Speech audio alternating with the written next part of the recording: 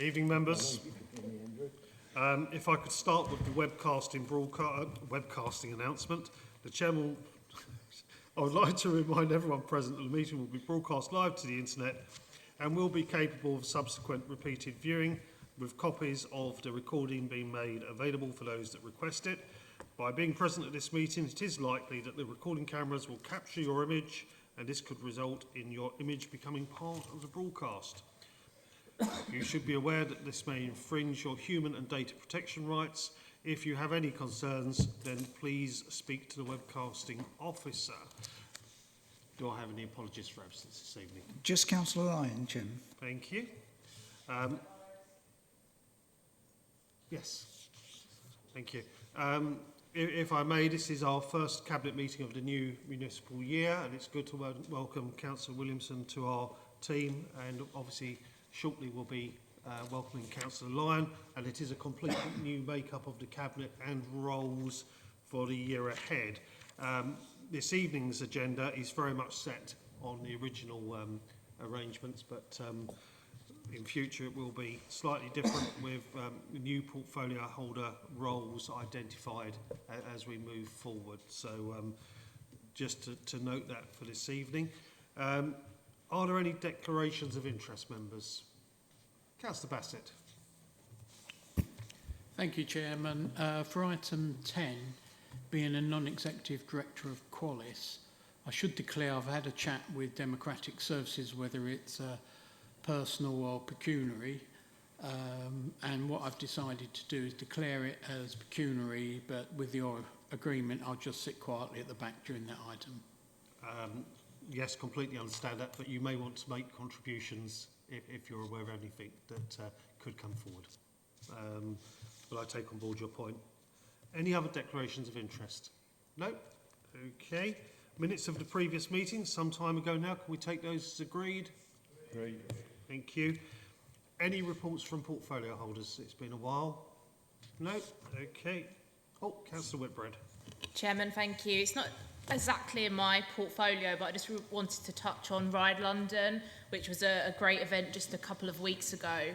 Obviously kind of mixed feelings. Those with strong feelings against it let their voice be known, but I heard a lot of positive comments, particularly from the local community here in Epping, and I've conducted a survey which so far has had about 700 responses, and actually about 65-70% of those have been positive so far, but still waiting to hear feedback. But what I did want to know is the real good work of our communities team at Epping Forest. They did a great piece of work on the green in partnership with Essex County Council, really promoting healthy living and healthy lifestyles.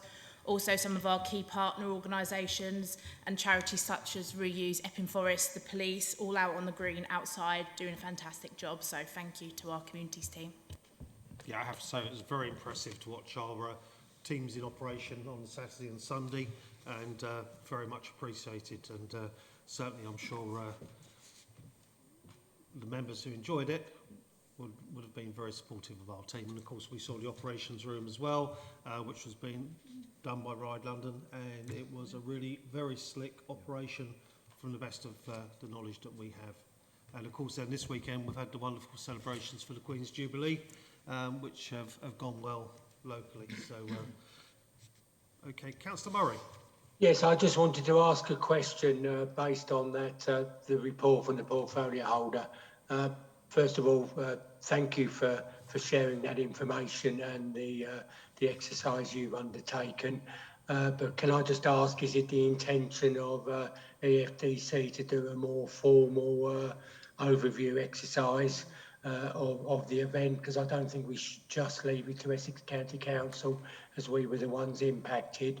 And as I said, I acknowledge the wonderful review that Councillor Whitbread has undertaken, but I do think that we should also, as a district council, be carrying out a more formal review of the event before Essex tie themselves into a 5-year contract.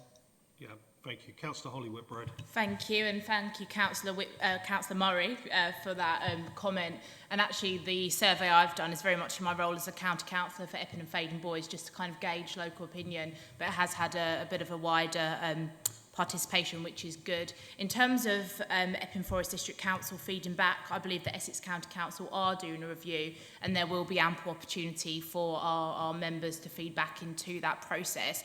I've been in regular contact with Lee Scott about it, who was actually here on the day, actually both days in Epping, enjoying the festivities and watching how things turned out. But I know there is going to be opportunity for feedback, and I'm sure if scrutiny wishes to pick it up, they can do so.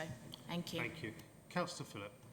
Thank you, Chairman. Yes, and just to add to that, as the economic development team were looking at it, they're looking also at measuring the footfall that we had in the 10 centres on those days, and we will be doing our review of it as well. So that will be taking place. Good. Let's say there's lots of positives. I think we have to bear in mind there were some negative impacts as well, and they certainly need to be part of the review, particularly for some of our rural areas who struggled to actually benefit from it and did feel that they were lost some of their income on those days. So we have to bear that in mind as well as that review takes place, and we will certainly feed it back into the county council arena as well. And of course, as Councillor Holly Whitbread just said, I'm sure that scrutiny may pick it up at some point, or one of the select panels may pick it up as an issue to be looked at. Okay, so let's move forward. Are there any public questions or requests to address the Cabinet? None, Chairman. Okay, we then go to item 7, which is an opportunity to welcome Councillor Helen Kane in her new role as Chairman of Scrutiny. Councillor Kane. Thank you, Leader. Well, Councillor Mary Sardin reported on the last overview and scrutiny meeting of the 31st of March at the final Cabinet meeting, which was the 11th of April. Therefore, there is nothing further to report. As far as I'm aware, no meetings have taken place because of the May elections. Thank you very much. Okay, members, therefore we move on to the main items on the Cabinet agenda. Item 8, Direct Award of the Print to Post contract. Councillor Kane. Yes, thank you, Chairman. Having given this some thought, I've been through the report, but I haven't had the opportunity to discuss it with officers. I would like Cabinet to bear with me, and I'd like to hold this off until our next meeting in July, so that I have the opportunity to review the findings and make sure that I'm comfortable with them before I present them to Cabinet next July. Thank you, Councillor Kane. I think that's a very sensible approach to take in this instance. I also feel that it's worthwhile. One of the things we will be doing much more as a Cabinet this year, we're going to be working across portfolios as well, and this is part of the customer piece as much as it is part of the internal piece, and we need to make sure that we're doing the right thing. And I keep saying this, but obviously customers, members are customers as well, and we need to make sure that we're assisting our members and customers in the best way possible. Councillor Murray. Yeah, but I'm sorry to speak again. I hadn't intended to speak on this item, but maybe I misunderstood what Councillor Kane said, because I know I'm not in the meeting, but I take the view where I don't have a vote environmentally, it's quite good to attend by Zoom, because I'm not losing a vote because I don't have one. If I understood what Councillor Kane said, I was just a little bit surprised. I always thought the reports that went to Cabinet would have gone past the portfolio holder. I'm not saying necessarily it has to have the portfolio holder's absolute support if it's you know, a really detailed professional issue, and it can go to Cabinet to have the debate. But I'm surprised to hear that there's a report to Cabinet that hasn't gone by the portfolio holder at all, unless I misheard what was said. Councillor Murray, I'll let Councillor Kane come back to you. Yes, thank you for that question, Councillor Murray. It's very simple. This portfolio is new to me. I've taken over from the former holder, Darshan Sunga, and as a result, I haven't had the opportunity to catch up with the work that was previously done, and I haven't been in depth on this particular report. Okay. That's fine. So I assume that it, and I understand why you want to withdraw with it, but I assume that it would have gone through the previous portfolio holder before it was on the agenda. Is that the normal procedure, Leader? We normally have an executive briefing when we go through each of the reports that are coming forward. This report has undergone changes from the original report, But to be honest with you, I think it's worthwhile looking at again to make sure we've got the right process in place for this council. So that's what we're working on, and we're never afraid to actually rethink and look again at any report that comes forward to us. Moving onwards in that case to item 9, repurchase of leasehold properties on Limes Farm Estate. Councillor Holly Whitbread. Thank you, Chairman. This report is to ask the Cabinet to agree to a proposed repurchase of up to 5 flats on the Limes Farm and Copperfield Estate in Chigwell, with non-traditional construction taking priority using capital from the housing revenue account and right to buy receipts.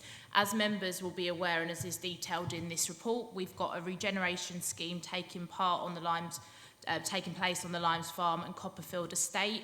We're aware of the difficulties this may cause some leaseholders in terms of affordability, so we're proposing a buyback scheme to help this and also kind of help our ambitions on the estate. The report goes into quite a lot of detail in relation to the nature of the buyback.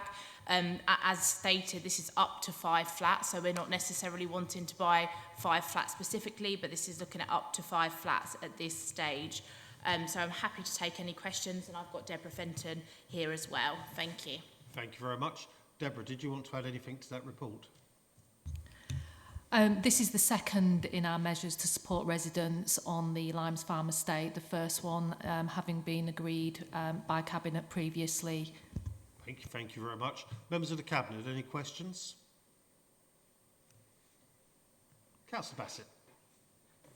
Thank you very much. Just one question. Do we know roughly how much we're talking about here? Have we got any idea, or is it just in principle to do it? Councillor Holly Whitbread. I believe we set aside £1 million budget for that. So we're looking at market value for the 5 properties. Thank you. Any other members? No. Councillor Heap. Thank you. I don't have a problem with this at all. I just wondered if some of the buyback scheme could be extended to Sycamore House in Buckstill, because there are quite a few residents there who are really struggling to pay for the repairs that have been done badly, I have to say, by Qualis. And the price has gone up from £3,000 a flat to approximately £6,500 a flat. So I think there might be some leaseholders there who'd be willing to sell, and then we have council house properties back. Councillor Holly Whitbread. Thank you. Obviously, the reason we've chosen this scheme in particular is because it is an ambitious scheme for regeneration. I'm sure that we'd be happy to have conversations offline about specific issues and specific difficulties, so do get in touch with me, Councillor Heap. But the reason we're particularly focusing on this scheme is because it's a wide-scale regeneration. Thank you. Thank you very much. Councillor Murray.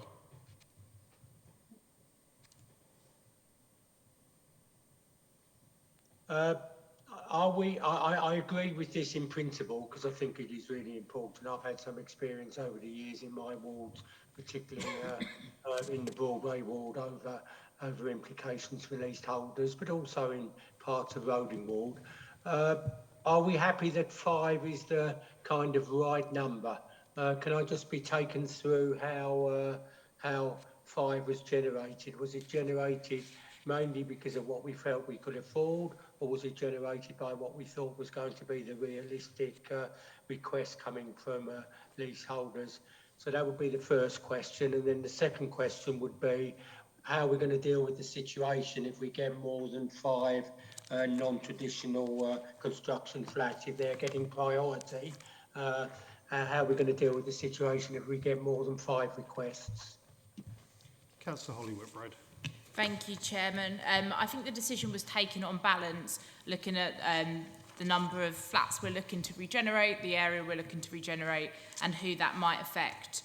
Obviously, we've also put in place the other scheme in terms of affordability to help leaseholders to be able to afford this. So this is more of a kind of dramatic option, which is why we're looking at 5. But also, we're also mindful of the HRA and the impact on the HRA account.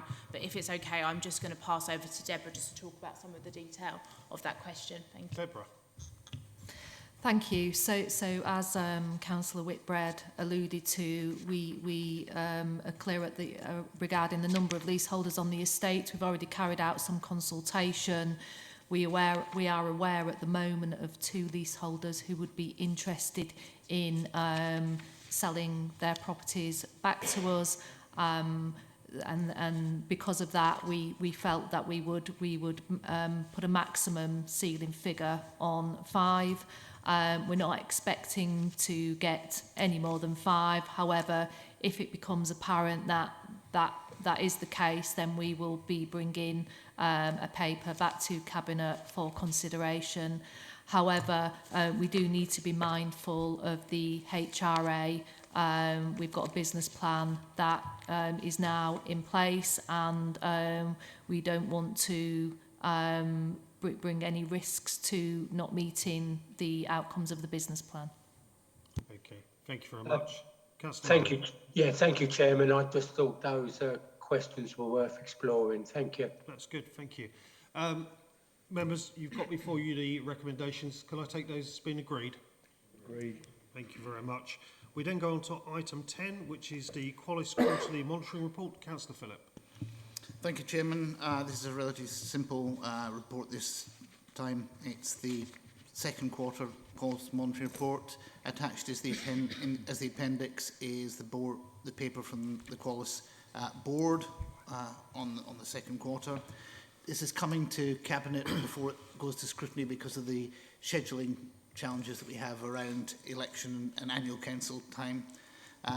But if anything comes up from scrutiny, if it's one that I'm not at, it will be fed back to me.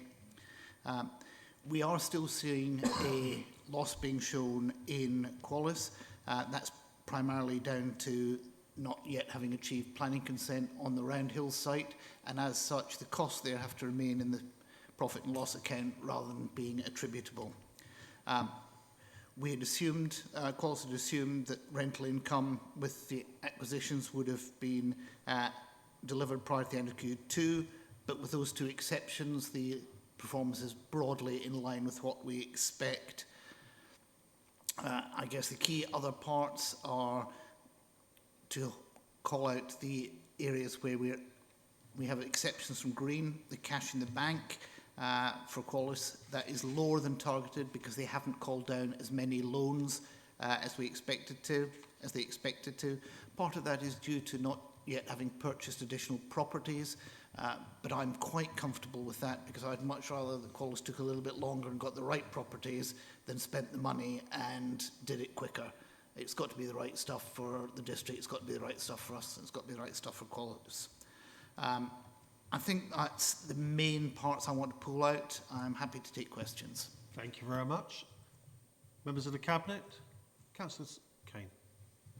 Thank you, Chairman. Just very brief on item 3.5 with reference to the planning consent for Roundhills.